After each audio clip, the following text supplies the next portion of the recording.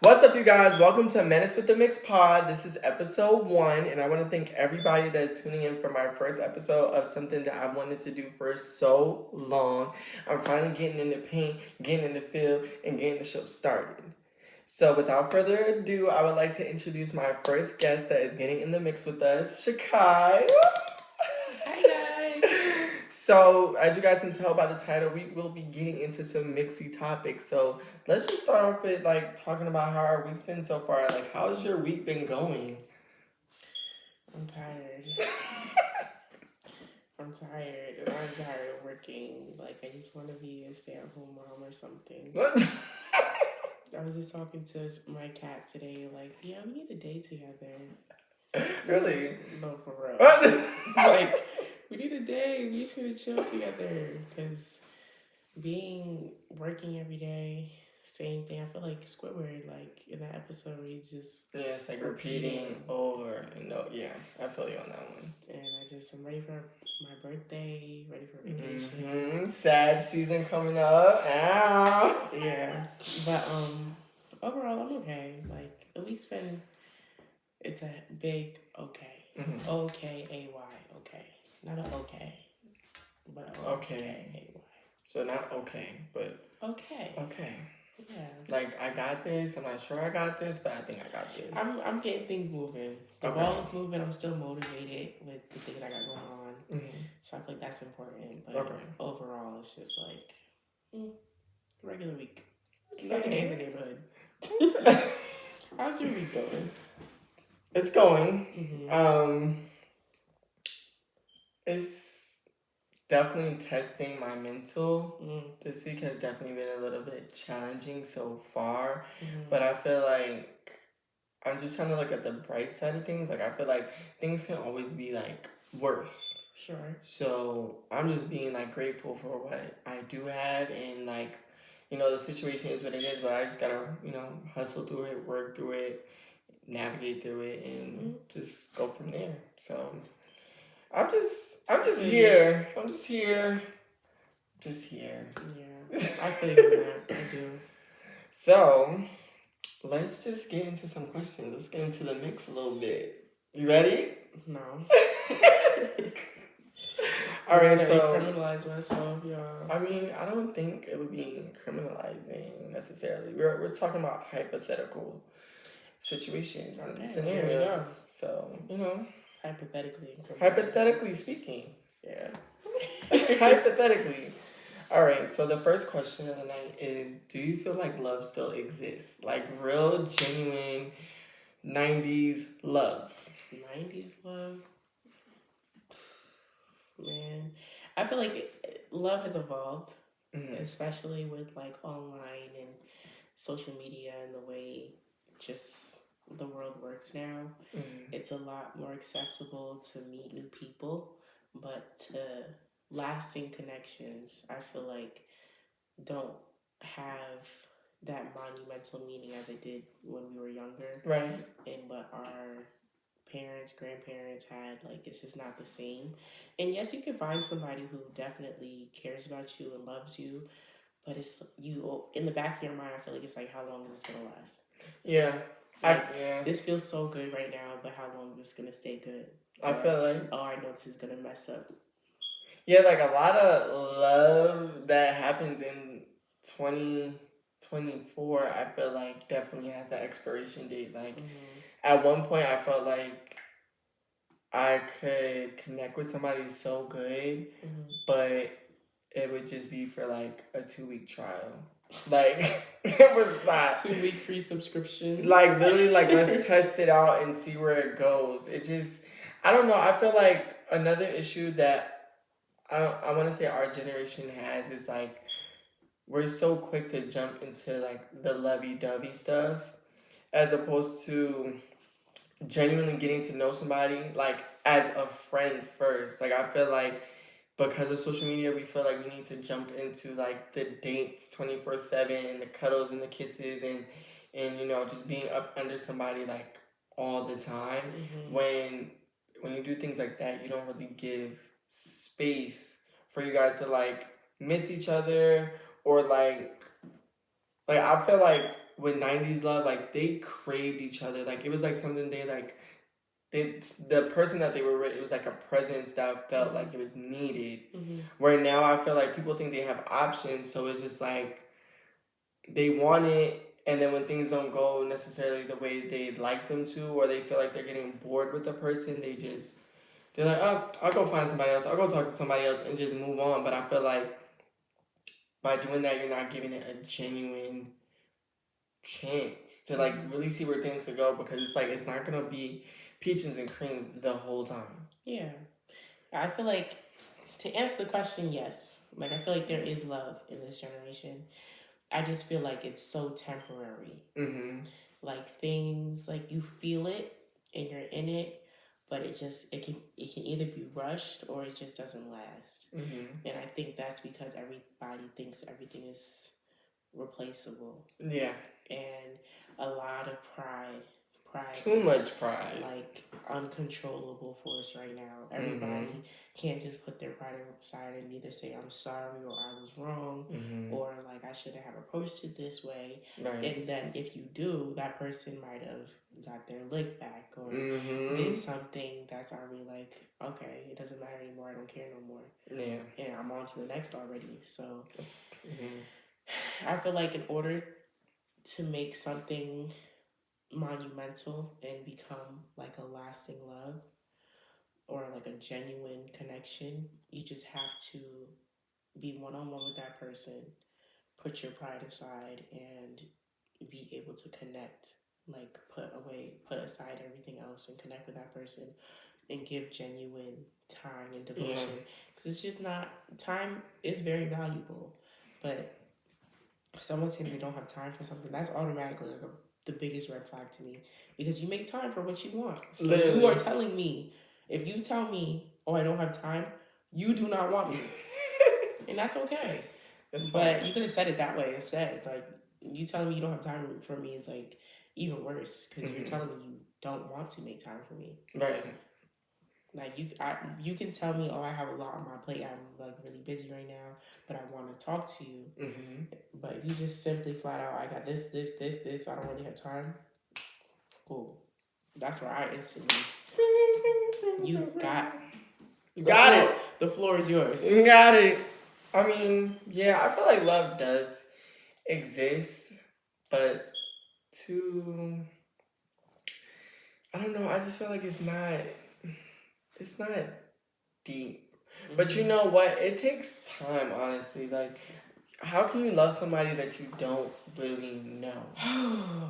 So I feel like that'd be the issue too. And then it's like these days, a lot of tit for tat going on. Like you were saying, like the pride thing. Like, everybody's trying to get even. Everybody wants to be a city girl. Everybody wants to be a rapper, a hood boy, a city boy, whatever you want to call it. A celebrity. And it's just like, y'all are not celebrities. Like, there's not a million girls in your DMs chasing you, and a lot of the girls that do be chasing these rappers anyways just be there for the money. So, and a lot of men want the chase nowadays. Like, oh my god, like, so sassy. Why? So sassy. Like, why do y'all want the chase so bad?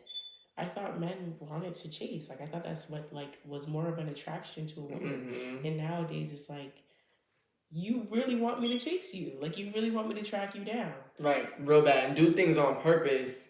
And then when I don't, it's like, oh, you don't care about me. What? You're supposed to, I'm letting you play your role. I'm giving you the space to play your role and you're not doing it. So you're telling me that I don't care because I'm not chasing you? It doesn't even gotta be I'm entertaining somebody else.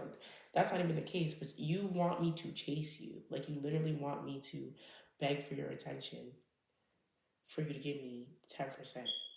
Yeah. Don't make any sense. And that's like another thing. Like, people be spreading themselves so thin. And it's just like, yeah, we don't need to like jump into situations so seriously, but it's just like, I mean, seriously so quickly. But it's like, how do you expect to get to really know somebody, like, for all of what they are as a person, if you're talking to Sarah, Megan, and Charlie, like, there's no way you can love any of them because you're not giving them your full devotion, your full energy, your full time because you're spreading yourself so thin. And I think that's another issue. It's like when things don't go right with the one person, they're like, well, I don't need this because I'm talking to somebody else, so I'll talk to them. But then it's like it don't work out with that. So you're just literally like hopping around from person to person. Not the game money. So I don't know. I feel like our generation needs to do a lot of soul searching and like just like figure out what love means to them and know what they want. I feel like that's another thing. People don't know what they want, or they're like. But just to add to that sidebar, I feel like in order to know what you want, you have to experience things. Like that's one thing my dad did tell me, like, because I was ready to settle fast in life just based off how I grew up and religion and stuff. But like you have to date to figure out what you don't like about men or women or whatever, and then what you do like. Right. In order to find the things that you want, you do have to go through experiences. So you might not know what you want in the beginning, but definitely get to a point where, okay, I know what's a boundary for me. Yeah, that's another important thing. Boundaries. People have no boundaries. Like, it's just like, I don't know. There's no respect either. I feel like when you love somebody or care, I have that same one. Sorry. Very good. I feel like when you care about somebody, you kind of let things slide that you wouldn't with someone that you're not attracted to. But that love game could be dangerous because you might get beside yourself and let certain things go, and then you're wondering like why is this hurting me, like why am I like sad or why am I annoyed with this person when it's really like I allowed this to happen literally because I was attracted to them or because I wanted them or because whatever reason you have, you let this something that you actually don't tolerate with a regular person, you let it slide with this person because you care about them. Right. So it gets hard, and it's like, okay, if they go, they go.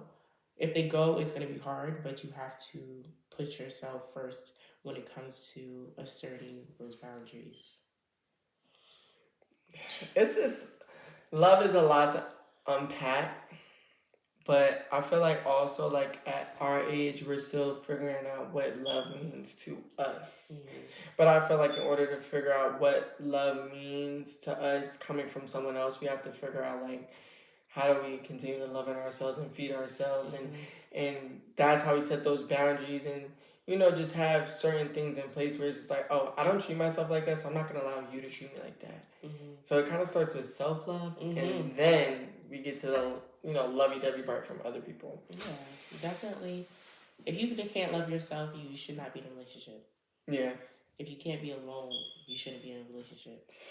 I know it's triggering, but for me, I had to learn that the hard way. But like, definitely, you have to learn how to love yourself more than you can love a person in order to give love to a person. So I learned that definitely the hard way, but lesson learned.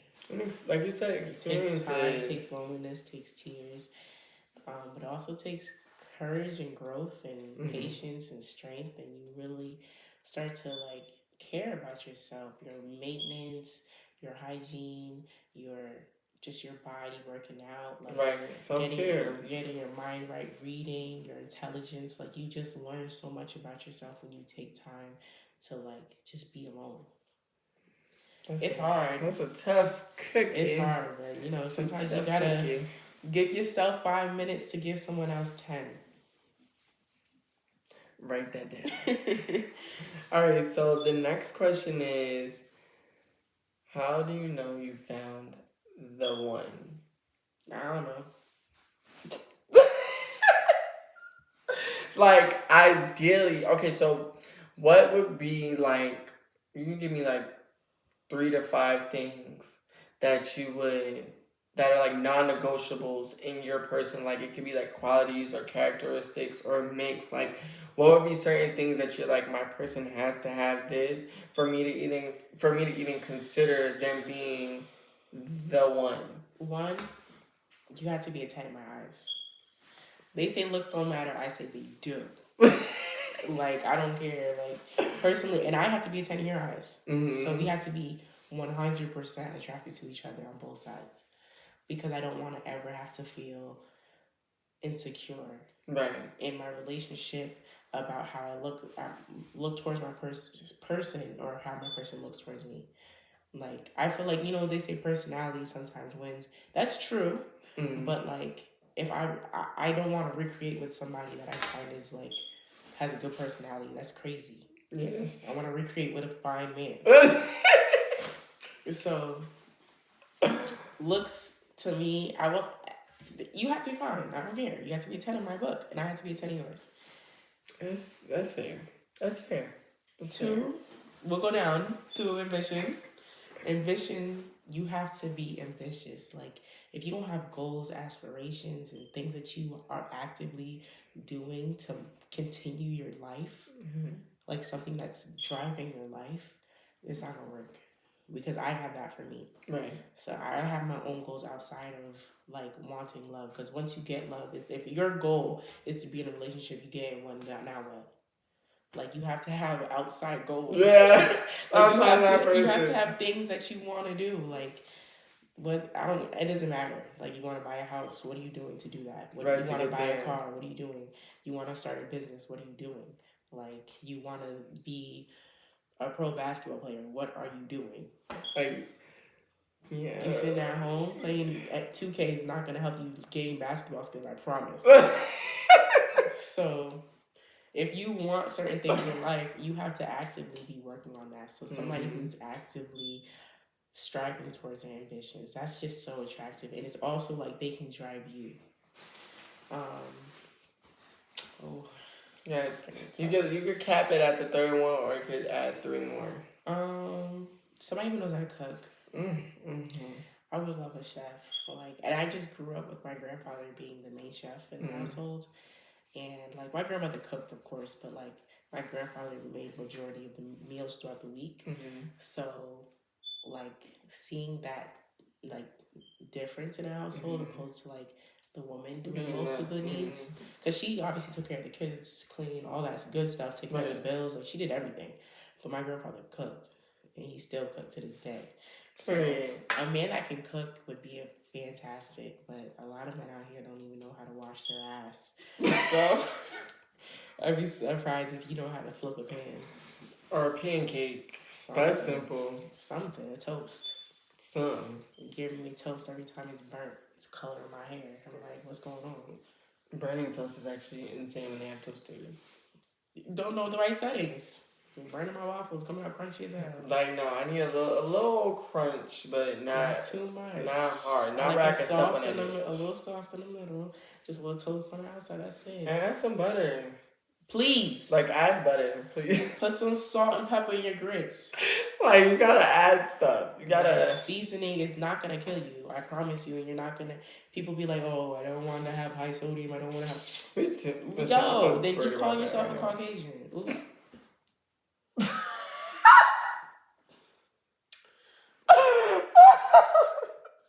I'm sorry. But yeah, I want someone who knows how to cook too.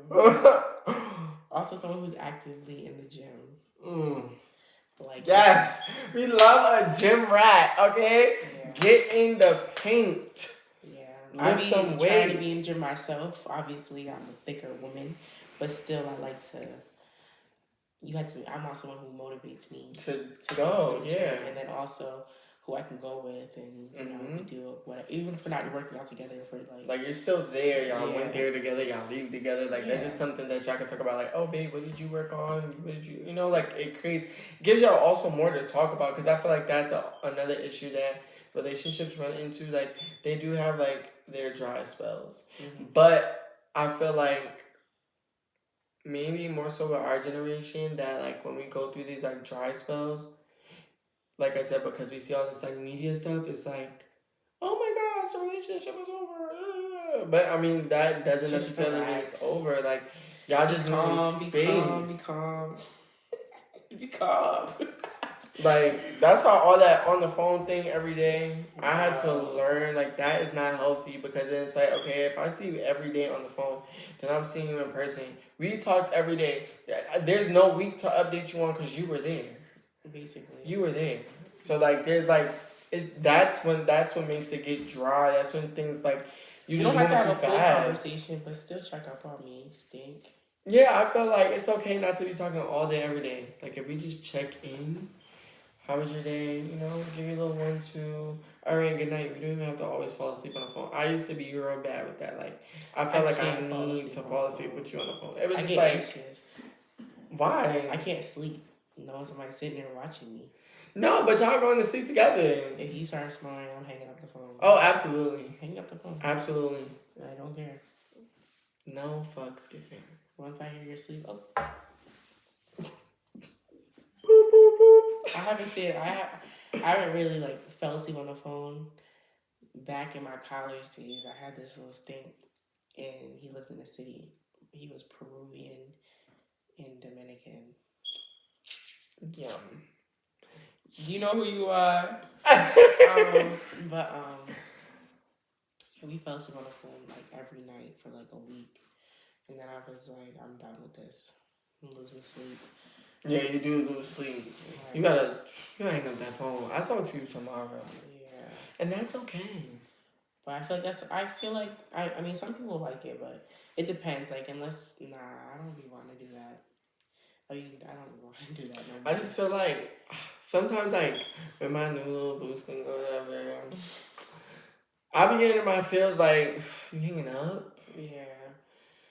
Okay, good night, I guess. But you know what? I'm not gonna lie. It's like if I really slept on the phone with them, I'm not going to sleep. Then I'm at work tired. Like I need to get my sleep. That screen needs to go off. Like he likes to complain about my loud ass TV, and it's just like it's not even that loud. But whatever. Anyways, on to the next question. You didn't give your 3. Oh. So my 3 were. Let's wind back. Was it 3 or 4? I think it was 4. Cook. Ambition. 10 out of 10. 10 out of 10. And Jim. Okay. My 4. I feel like great communication / understanding. You hear what I'm saying and you feel what I'm saying. You don't just hear it, but you feel it too. Like you can put yourself in my shoes, figuratively, and understand where I'm just coming from in my perspective. Because not all the time am I right or you're right, but it's just like as long as we have that understanding to go along with the communication, I feel like that's like, it'll be simple. That makes things easier. Yeah. I'm also saying like the 10 out of 10 thing. I mean, I've been attracted to people via personality, but it's not enough. It's really not, because it's like you could be the most like genuine, loving, caring person, but it's just like I need to look at you and be turned on. Like if I look at you and I'm just like, it's just that one thing. Like if you could just fix your face. That got me tripping. Yeah, 10 out of 10. I'm gonna add that to my list too, cause I don't know. I'm not to toot my own horn, but nothing ugly over here. Hello. So I just feel like the person I'm with should compliment me.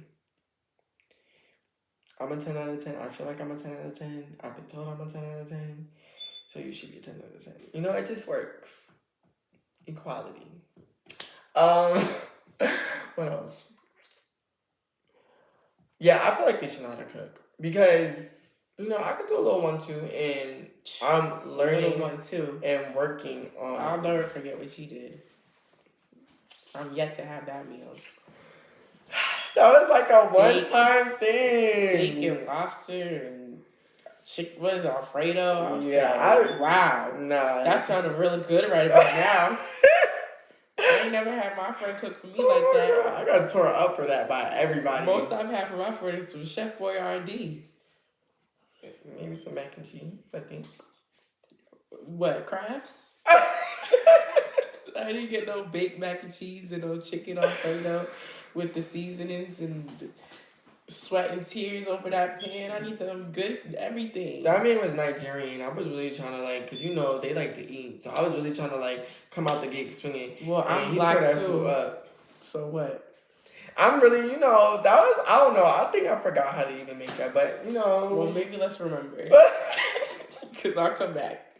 I'm definitely trying to get more into my cooking bag because I want to be able to like, I'm not expecting the person that I'm dealing with to know how to cook. Mm-hmm. Like, it's not a huge thing, but also I feel like it's cool to go out and eat, but sometimes I want a home cooked meal. One thing my mom actually said to my partner was, she was like, "Do you have a meal?" Excuse me. Oh my goodness. She was like, "Do you have a meal? Like, do you know how to cook? Like, do you?" Mm-hmm. And he's like, "No." She's like, "You have to have like one meal. That you know how to make, yeah. Like one meal that's like your signature meal, so that you can impress whoever you're with. At least one meal. You don't have to know like how to make everything, but at least know how to make one meal." And I was taking notes. I was like, one meal. Because you telling him for what? Yeah, he with me here. I'm good over here. I could throw down in the breakfast department. That's one thing I could, KO. I feel like breakfast food is easy to cook. Like, yeah, I feel like everybody should know how to make breakfast. Breakfast, you don't really have to like prepare. Like you just throw it, seasoning. You put like pancakes and waffles. The butter goes along. The butter is very important. And if you know how to make grits, you're winning in my book. Honestly, I never really like grits. I love grits. Also, oatmeal. Oh my god. Oh yes, oatmeal. I love oatmeal. Oatmeal, but like, yeah, like if you could do something. Yeah. If you could do something, because it's just like, okay, when we're not out to eat, am I supposed to starve? A box of cereal in the cabinet. Yeah, no. Kraft mac and cheese bowl. I'm too grown for that. I don't know. That's a snack. I don't know. I mean, that's not a dinner. The cooking thing is a little complicated. Because I've dealt with somebody that was like, so good at cooking. Mm-hmm. Food was superb. It was good. It was really good. And honestly, it made me think like, okay, like, if it were me that knew how to cook really well and my partner is just like, okay, you just eat. Mm-hmm. No. Moral of the story, know how to make something. Whatever it is. I haven't dealt with a chef yet. Like, it don't even have to be a chef. Let a man cook for me a good meal. I'm dropping everything. Living in pennies at your house. In a cute little Savage X Fenty bag. For real. Silk. I'm trying to see what that be like. I ain't had that yet. I mean, I've had a meal cooked for me, yeah, but it wasn't like, oh my gosh, I just cooked this for you. Mm-hmm. But like, oh, I'm cooking for you. I'm not gonna lie. The way I'm driving over. I'm not gonna lie. It's a plus. I'm not gonna say like it's a non-negotiable for me, but it definitely is a plus. Like I wouldn't mind like you know how to cook, but if you don't, like I feel like that's another thing that we can do together. Like let's go learn how to make some food. Like let's go to some cooking classes. Like like there's always room for improvement. Like okay, you mean like that's a negotiable. Like I would love to go to a cooking class with my partner. I feel like that's cute. Yeah. Like I've seen a couple like pizza making classes or like whatever, just different type of classes, and I'm just like I feel like that's something cool to do and we can learn together because I ain't the best chef, but you do something. Yeah. All right, so let's get into the next question because I think I listed like 3 things. Yeah. What's the point of a talking stage? Like let's really break down. I don't know who started it. I don't know who started the talking stage, but I want smoke because like, what even is that? So, like, give me your definition of what you feel like a talking stage is versus what you feel like it should be. Talking stage.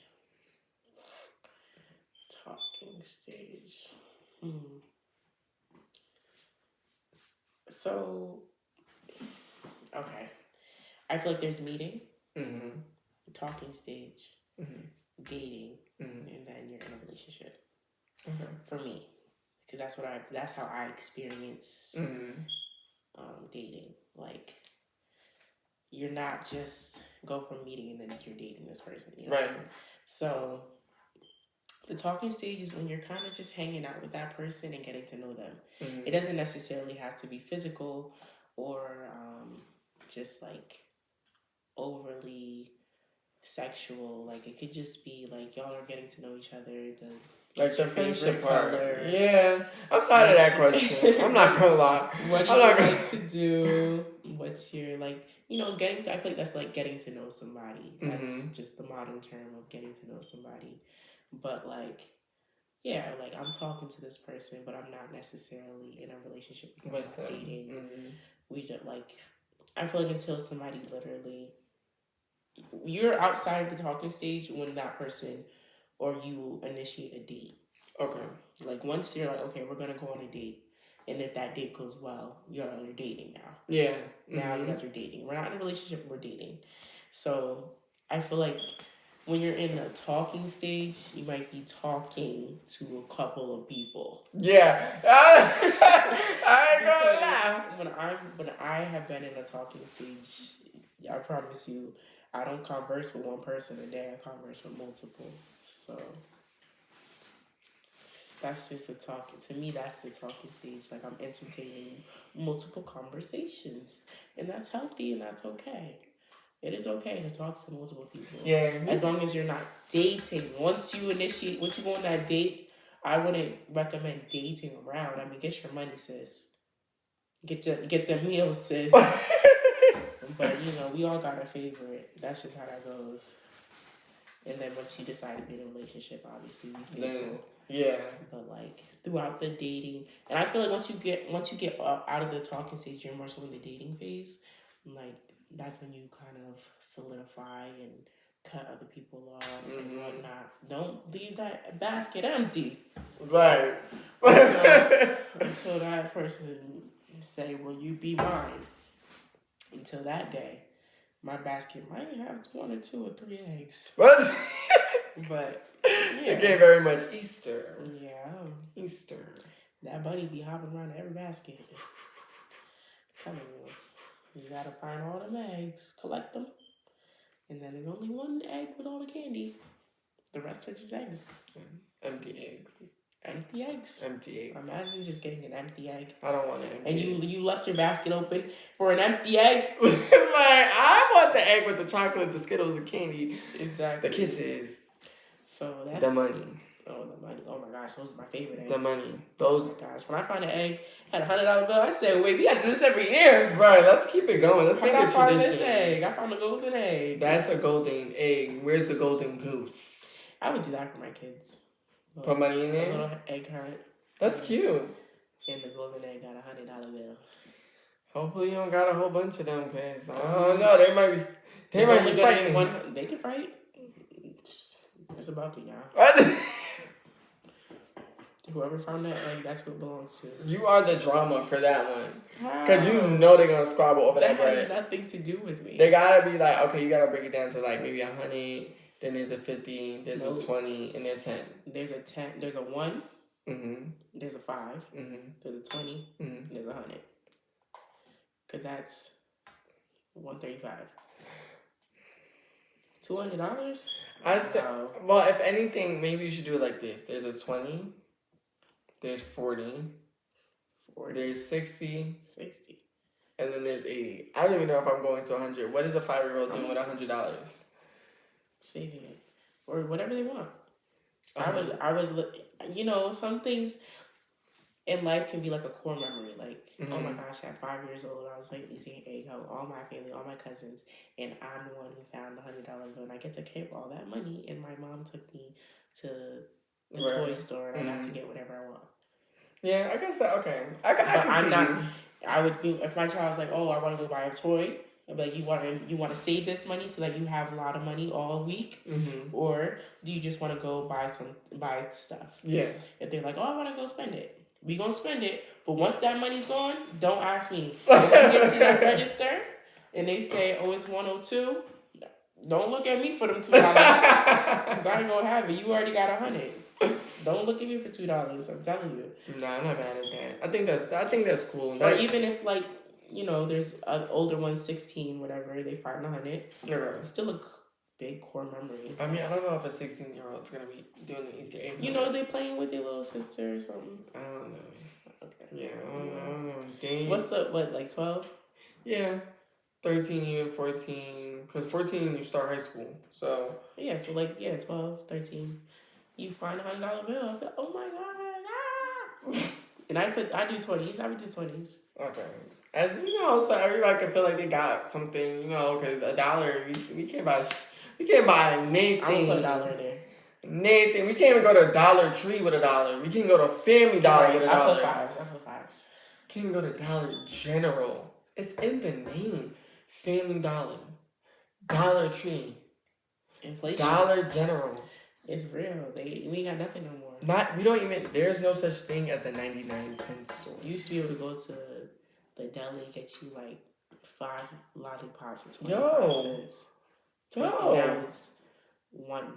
No, not even. You can't get shit with $1 for 50. You need like $1 2 plus for a $1 for a blow pop. 1 for 50 cents and 2 for $1. I don't know what this world is coming to, but I'm over it. I'm pretty tired. They might be charging them blow pops for $1 now. Shoot. When you go to the dollar store, get a whole pack of them for $1.25. Man, I tell you. I don't got time. But as far as the talking stage goes, for me, I don't like that term because I feel like you said, like when you're talking, you can talk to multiple people. I feel like people use the talking stage title as an excuse to talk to multiple people, but there is no once we go on that date, we're dating. It's like people are saying like dating. The talking stage is like the new dating these days. So you think that you're finna be talking to me and 5 other people whole time, which is like crazy to me. I feel like at some point you know when we're getting serious, or when I'm really feeling you and you're really feeling me. So I feel like as far as the talking stage, I could understand it in a sense because that's us getting to know each other, kind of starting that friendship that I was touching on before. But I'm not going to be in a talking stage with you for 3 months. I feel like a talking stage needs to last no more than 1 to maybe 1.5 months or 2 months max. Because how long are we talking for? If it's long distance, like that's I don't know. Honestly, I feel like the talking stage just needs to be obsolete. You meet me. We get to know each other via dating. That's dating. We're dating. We're interested in each other. The initial thing was the attraction. I feel like because there's but so much talking. I feel like the only thing that's true, but I do feel like that's a little bit more of an old school kind of way of negotiating it because of how the society and everything is built up because of social media and the accessibility to texting, FaceTiming, and all these other things. Like that is more so of like the time people take to get to know somebody before they ask them out on a date. Am I saying it's right? Am I saying you're wrong? No. I'm saying you making did it say his name?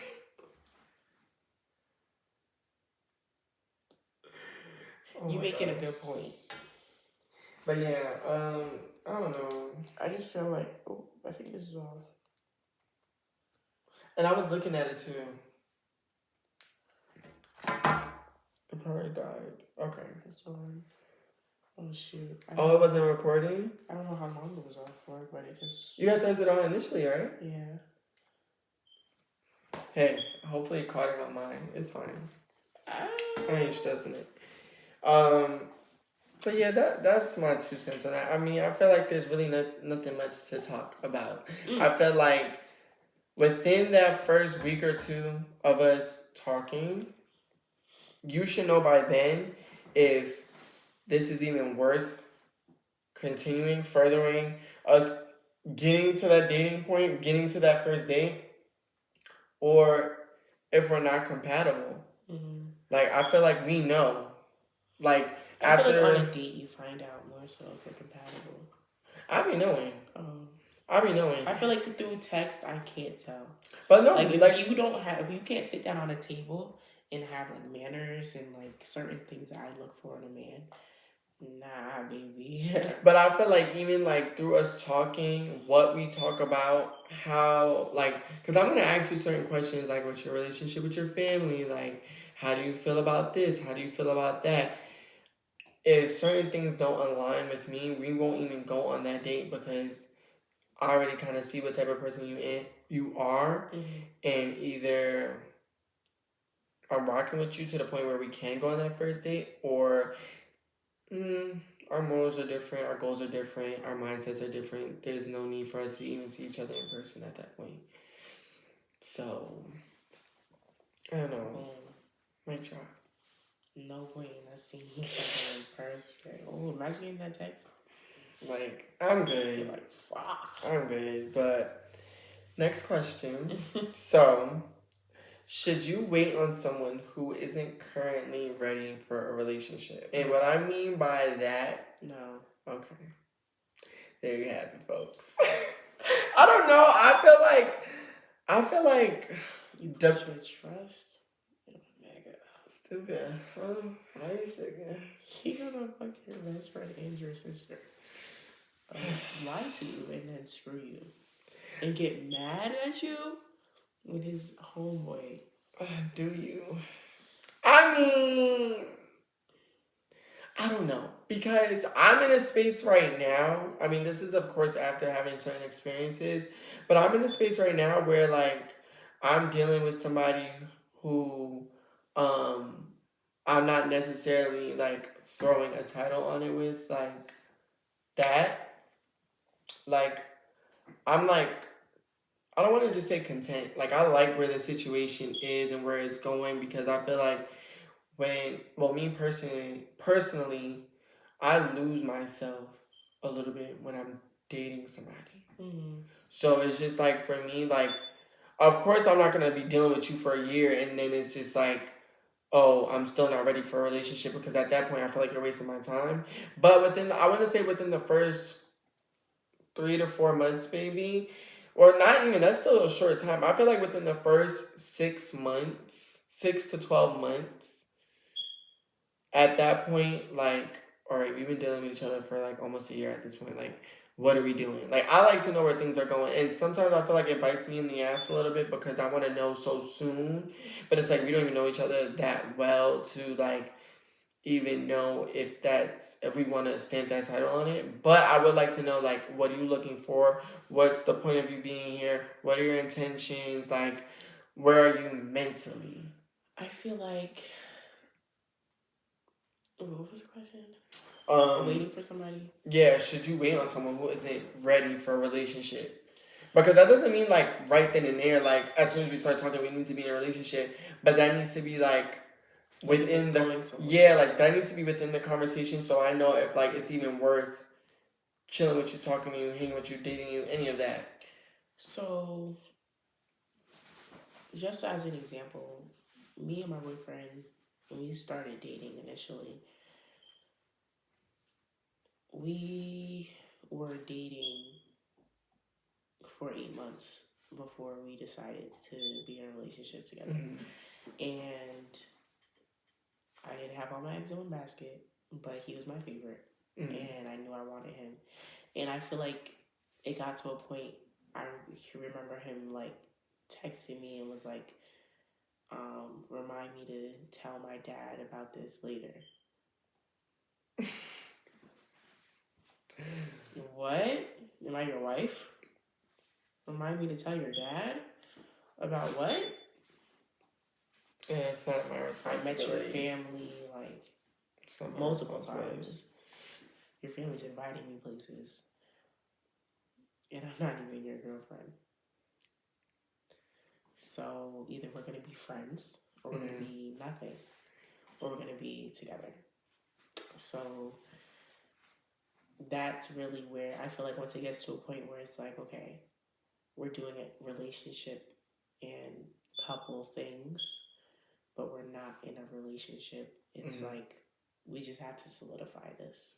Yeah. So that I know that this is leading to a common ground. And it's not like I'm just out here dating you, only you, and you're kind of just free at the same time. Yeah. Because, I mean, the word relationship and re-saying where boyfriend and girlfriend does not change what a person is. Somebody could still be a cheater, could still be talking to everything, all of it, and just call themselves your boyfriend. Like you have to, you don't have to be in a relationship straight off the bat. But definitely, if you feel like you're at that common ground with that person, they should either step up or you can step up and say, hey, like I think we're in a relationship now. Yeah. So, I mean, I feel like waiting for somebody though, no. If somebody tells me, if I'm talking to somebody and I know how I feel about them and they say how they feel about me, so what am I waiting for you for? What am I waiting for? The same thing over again? No. Yeah, I get that. I understand. That's just how I feel. Like I'm not gonna wait for somebody for an extra 6 months for them to get their extra fucks out. You know. What's the point of that? Like I feel like at some point there doesn't need to be commitment. I'm gonna wait for you to do the same things that we were doing 6 months ago. Right, like nothing's changing. It'd be different if you're telling me, oh, I'm like trying to focus on school and I'm graduating soon and I have 3 jobs and I just don't have the time that I want to give you to commit in a relationship. So we can pick back up at a certain point. Okay. But I don't think it's even kind of somebody to ask for you to wait for them. I don't think that's unfair. Yeah. I don't think it's fair because you don't know what you could potentially be passing up because you're waiting for this person. If that's what you want to do, then that's what you want to do. But I don't think that is something you should pursue. That was the key. I don't think that's something that you should pursue because someone's asking you to do that. Right. If that's what you want, by all means, do what you want to do. Because everybody's gonna do what they want to do regardless. But if somebody's asking you to wait for them, that's just them putting you on hold.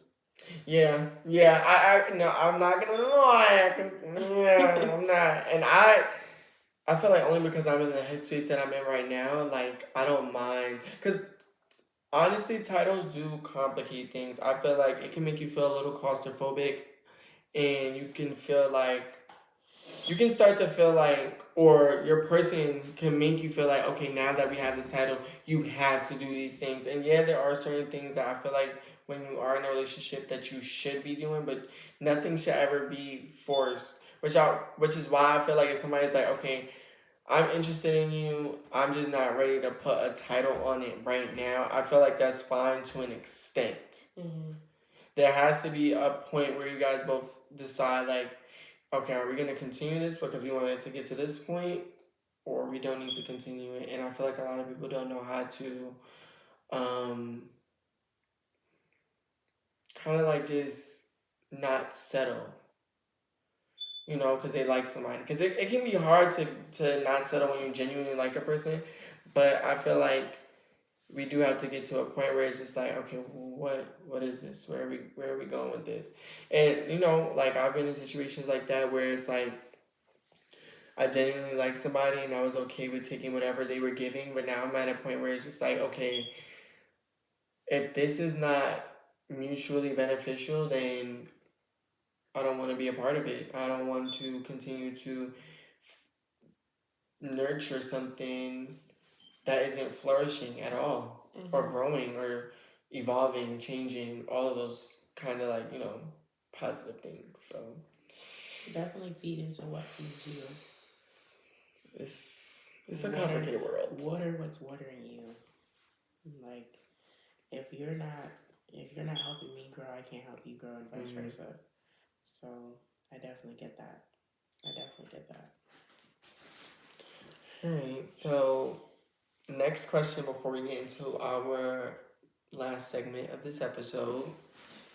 Do you feel marriage is a scam? No, your face. Well, let me ask you this first. Do you want to get married? Oh. Which one? Do you want to get married? To which one? Your partners. Oh. Not to your business. To your partner.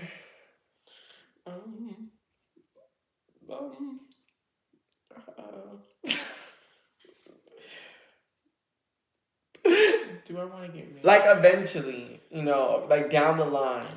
Like is marriage something you see for yourself? As a woman, just a regular heterosexual woman. You was say homosexual. I was gonna say homosexual. As a heterosexual woman, I do. Oh, I've always seen myself as a wife to one man in a long-term, everlasting relationship with just love. That's something that I do want. It's not something that I need. Okay. I'll put it that way. I definitely would love to, have a fairy tale wedding and all my family there and his family, whatever. But I had to stop romanticizing that thought when I got into a relationship, because relationships are really not easy. And then hard times be real hard when you love that person. Them arguments, those disagreements. It doesn't always have to be an argument. Those disagreements be real hard when you love somebody. So, I mean, that's the test of time, though. I feel like if there's somebody that I'm dealing with and we have no disagreements, I'm gonna feel like either A, you're walking on eggshells, or you're only acting a certain way to please me. It just really would be one of those two things, because I feel like at some point everybody has their little spackle. Like, it doesn't have to be major, huge breakup, fallout, whatever. But it's just like, those are the moments that really show you if a person really is rocking with you, because it's like, all right, we went through that, but what follows after? Are we going to come back and fight for this? And you say you love me, are we going to fight for it? Or are you just going to give up? I feel like that is a problem that, like, our generation, future generations are going through. And I feel like a little bit of the generation before us was kind of on the brink of that. Like, the first obstacle we're going through, the first challenge we face, you're just so quick to just be like, white flag, I'm good. Like, I don't want to deal with this. And it's just like, no, I want you to fight for me. I want you to show me that I'm worth it to you. Because I feel like you just giving in so easily, or you just being kind of like a yes man saying like, yeah, you're right, whatever, let's move on. Like, no. Because it's like, we're going to continuously run into those situations if we're not being genuine with each other and really expressing how we feel. But like, we're just always gonna clash, always ahead. So I don't think marriage is a scam, though. I think that a lot of people just see it as a piece of paper, though, and that really does bother me, and that's why I'm fearful to get married, because you think that this can just be undone tomorrow. Like, we are lawfully wedded together. By law, your name is connected to mine and vice versa. That's terrifying. And then the fact that you think that it can be terrifying or it can be beautiful, but the way people think things are so temporary and can be undone, it's just like, I don't want to be in a marriage or get into something thinking that this could go left, or thinking that this is going to end one day. Like, I want this to be a forever thing. So if that's not what that person that I decided to marry thinks, then no. I think that marriage helps, though. Lower your taxes. Yeah. So are you pro prenup or no? Prenup is a signed agreement that if things go left, that this happens and this happens. Yeah, like your stuff is just like whatever you came into the marriage with, you will be leaving the marriage with that. There is no negotiation of you getting 75%, 25%, 50% of what I came into this marriage with. Whatever we built together is split. I'm okay with a prenup. I'm okay with it only because I know once I decide to be married to somebody, I'm going to be financially stable. And I would hope, not even hope, that person's going to be financially stable. Whether they have more than me or whatnot, but we're both going to be at a good standpoint in life. Right. We can both provide for ourselves before we can provide for someone else. So, yeah, I can agree to that because I know, I mean, things change, life happens, but I'm okay with that. And I would hope that even if, like, things go left, that person wouldn't be like, oh, out to the wolves. If like, say I was down bad. Yeah, like you definitely. And we're getting divorced, and now you're like, yeah, you're good. You're down bad by yourself now. Yeah, I second that. I definitely think like I know I'm gonna be in a position where I will have built myself up. So no, I'm not splitting my hard earned whatever with nobody. Blood, sweat, and tears I put into this, and it's like people like to say, "Oh, you having a prenup is just saying that you feel like the relationship isn't gonna last or the marriage isn't gonna last." But that's not saying that. That's just me letting you know. Don't ever think in your life that you're gonna get what I worked so hard for before I came into this marriage. Now, whatever happened in the midst of the marriage, whatever we partnered up on, things like that, okay, that's understandably like gonna be split. But what I walked into this with, the amount of money that I walked into this with, my belongings, like I'm leaving with that too if it got to that point. Yeah. So, feel how you feel, but once I get to a certain point in life, prenup. I feel it's okay. It's okay to a certain point, but don't get too crazy now. If he's a billionaire, nah, I'm making me a little bit. No, let me get like 75%. Let me 75%. I'm not gonna lie. Put it on the dotted line. Put it on some paper. I gave you this amount, and I do not expect it back. You do not owe me, because I'm not giving it back. Sorry. All right, so let's get into the last segment of the night called Keeping It P. I'm going to ask you a question. I'm going to give you a selection of options to choose from, and you choose an answer. Okay. So the scenario is, if you found out your father was cheating on your mom, are you A, not saying anything, B, telling your mom, or C, confronting your dad? And then explain why. If I found out my dad was cheating on my mother, I would confront him. Because I feel like the first option was not saying anything. And then the second option was telling mom. So yeah, I would confront him, like, because I feel like I'd be able to with the father I have. I would just be able to be like, so I noticed something, and I don't really like it. So before I go to my mother with this information, just clarify a few things for me. And there's no justifiable cause for cheating on anybody. Just end the relationship and then do what you gotta do. But there's no justifiable reason. But if we can talk about it, and maybe he was roofied and she raped him, then that's rare. I can sweep it under the rug, and that be something, because maybe we don't want to talk about it. We can sweep that under. Maybe he was roofied and he was acting a little out of control.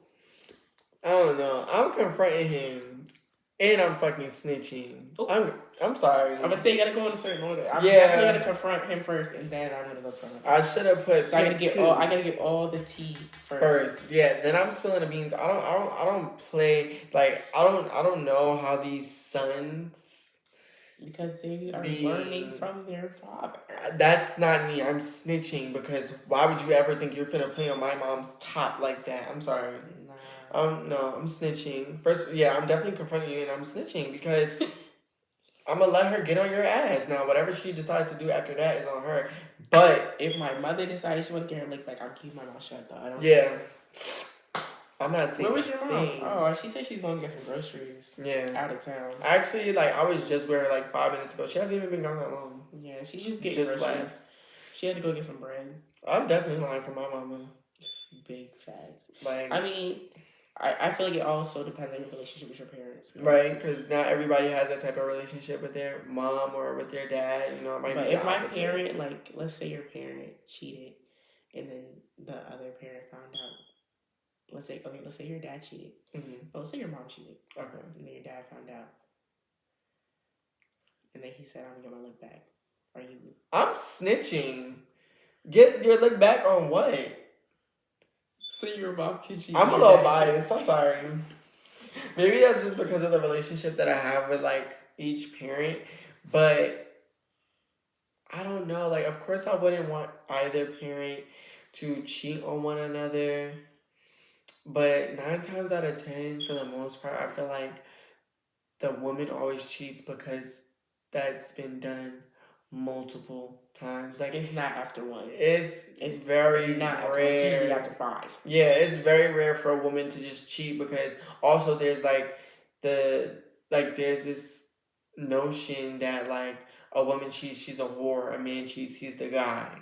So it's just like, for the most part, men are never gonna take back a woman that's cheated on them. Like, that really be hurting them to the core. Whereas if a woman's cheated on by her man, you know what's crazy is some men be in love though, and I really feel my heart really goes out to those men.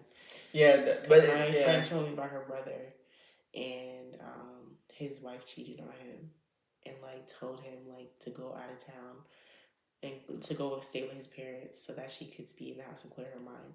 You don't think she's gonna be in the house like another boy?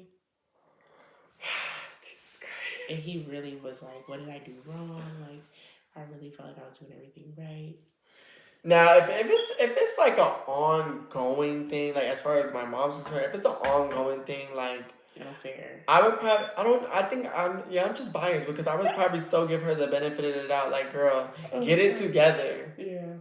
Get it together. Because a father in the household plays a big role. So like if dad leaves, it's like, yeah, we messed up a little bit. That's not the way. It's not the family. Yeah, it's crazy. Because the men leave. They don't even play that. But it's like for the female, like it's women harder. But it'd be harder, you know, because like men can be very persuasive with their words and with other things. So the only thing you can persuade me is money. I don't know. I've been persuading with nothing else but that money on. I've been in love before, so money. Mm-hmm. At this point, that thing. Cause I'm blocking you. You gotta literally Cash App me, Zelle me, PayPal, Apple Pay. Literally to have a conversation. For me to even respond, like especially like. I don't know. Cheating just doesn't sit right with me. Like, I don't even want to hear that, oh, I was high, oh, I was drunk. Because either, like you said, you were raped because you were blackout drunk. You were roofied. You were roofied. That's the only explanation. Because I don't want to hear that. You're going half crazy. I don't want to hear that. But not any kind of crazy. I don't want to hear that. I'm at a point, like, you know what, and it's crazy, because I always used to say, like, if somebody cheats on me, I'm out. First time. But it's like, when you really do rock with somebody, and they try to explain to you that it's a mistake, I feel like, first time, joke's on you. Second time, joke's on me. There is no third time. Alright, you sucked up. Alright, you gotta work for it, because now my trust is gone. You're gonna have to work for that back. But don't work for my trust just to go do it again. That's what I'm not going for. Nah, I'm just not doing it. A man cheating on me. I just feel like, I might unalive somebody after something like that. I feel like, it depends. Because I don't... No, if I'm really in love with you, I can't really get a look back. It's just like you broke my heart, so we're done. I'm just not. I lose attraction once you Step break out. that trust. My attraction for you is just not there anymore because you were attracted to somebody else. And then nine times out of 10, I feel like for the most part, you did it once, you're gonna do it again. Yeah. Like and if I sit here and say, yeah, okay. Like, cause you think because I forgave you the first time that I'm gonna keep forgiving you. And just know if I shrug it off, like, cool, I'm fucking your friend. Yeah. What Nikki said, fuck his best friend and make him yes man and get a dick pic and then you're pressing. Like, I'm not playing. Love Haya and that's rule 3. I'm macaroni cheek. From my swordfish. That's what she said. Honestly, I took notes. So y'all, the boys better tighten up, buckle up, because I'm not playing with y'all. It's gonna be a fun ride. A real fun one. But we're gonna conclude our episode on that note. Thank you guys so much for tuning into episode 1 of Menace with the Mix.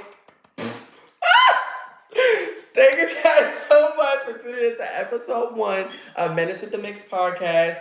Thank you so much, Shakai, for being here. Thank you for having me. I had an amazing time. We definitely This is amazing. It's a good combo. Definitely hope to see you again on the show.